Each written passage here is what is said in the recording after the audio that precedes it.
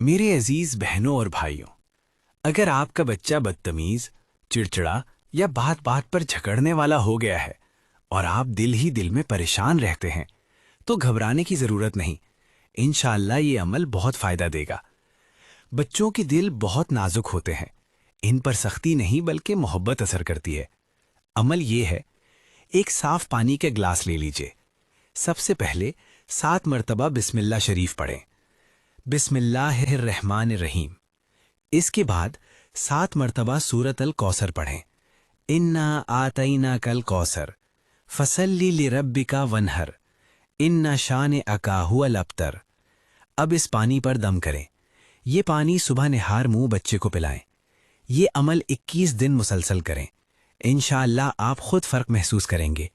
لیکن یاد رکھیے، صرف عمل ہی کافی نہیں، بچے سے نرمی، شفقت اور محبت سے بات کریں۔ اس پر چیخنا، مارنا یا بار بار ڈانٹنا اس کے دل کو مزید سخت کر دیتا ہے۔